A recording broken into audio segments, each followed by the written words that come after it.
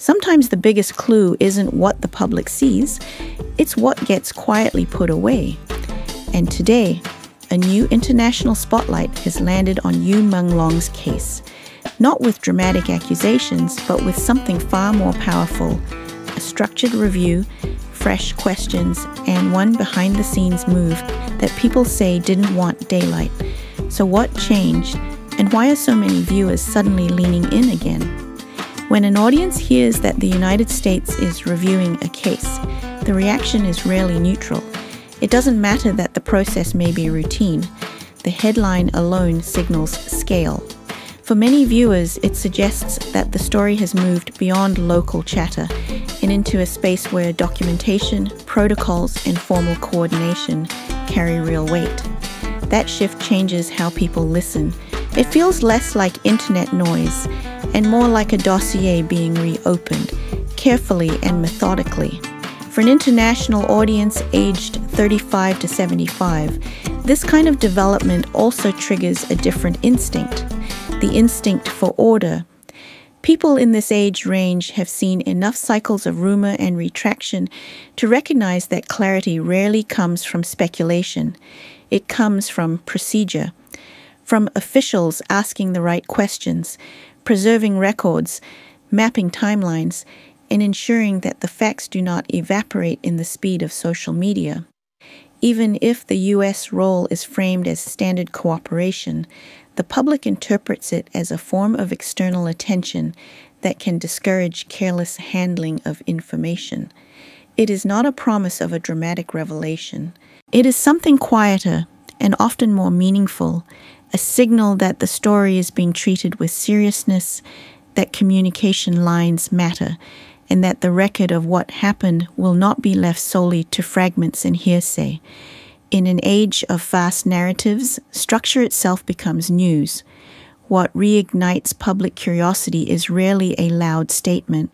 More often, it is a small detail that feels slightly out of place, a gesture that seems ordinary on paper, yet unusually deliberate in context.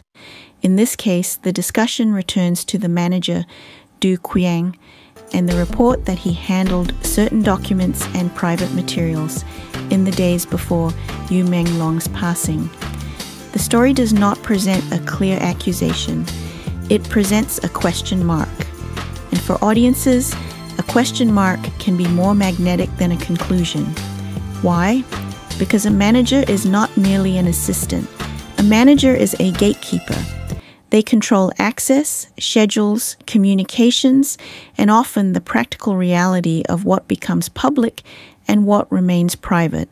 So when viewers hear that materials were gathered, moved, or tightly protected, they instinctively understand the implications.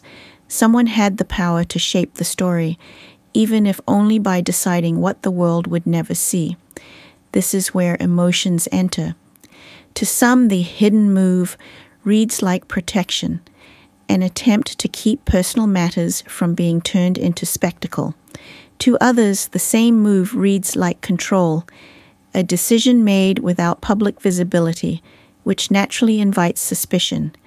The tension lives in that ambiguity. It is not the certainty of wrongdoing that grips people.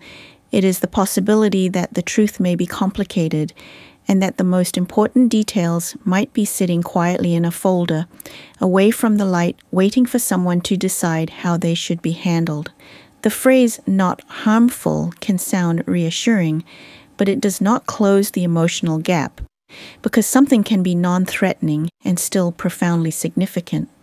A private note, a draft plan, a half-finished project outline, none of these are dangerous in the sensational sense. Yet they can carry meaning that a public audience recognizes immediately. They can represent intention, direction, and a future that never arrived. This is why the story lands with older viewers in particular. People who have lived through loss understand that what remains after someone is gone is rarely dramatic evidence. More often, it is the quiet residue of a life in motion, the to-do lists, the private reflections, the work that was almost ready, the plans that were still tender and unfinished. When such materials are gathered and kept under strict privacy, The audience does not only ask, what was it? They ask, why did it matter enough to protect? That question is not inherently cynical. It is human. It is the question of stewardship. Who becomes responsible for a person's unfinished chapters? Who decides which parts of their story are shared and which parts are allowed to remain theirs? So the intrigue here is not about scandal. It is about meaning.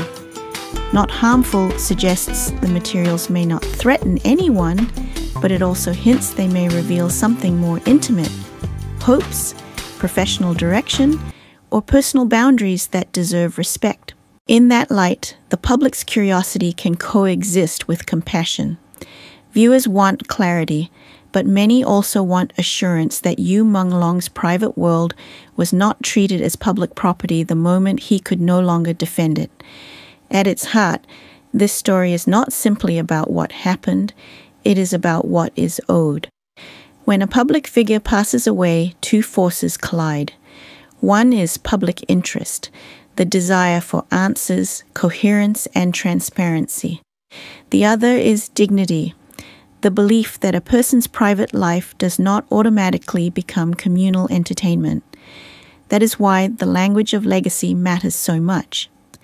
Legacy is not only film credits or headlines.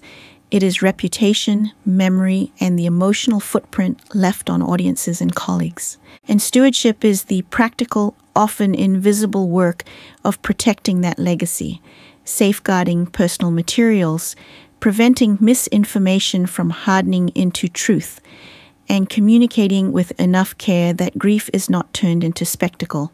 For audiences aged 35 to 75, this theme resonates because it mirrors a broader social question. How do we treat people when they can no longer speak? A mature society is not measured only by its ability to demand accountability, but also by its ability to uphold boundaries. It is possible to support transparency while rejecting intrusion. It is possible to seek clarity while refusing cruelty. In that sense, the manager's role becomes symbolic. Whether viewers see him as protective or controlling, he represents a larger reality, the power to shape a narrative after the fact. And when international cooperation is mentioned, it signals a potential move towards higher standards, not necessarily a dramatic outcome, but a more disciplined approach to record-keeping and communication. The most meaningful resolution here would not be a sensational twist. It would be something quieter, a clearer timeline, fewer contradictions, and a public conversation that honors Yu Menglong as a person. Not a puzzle to be exploited, but a life to be remembered with respect.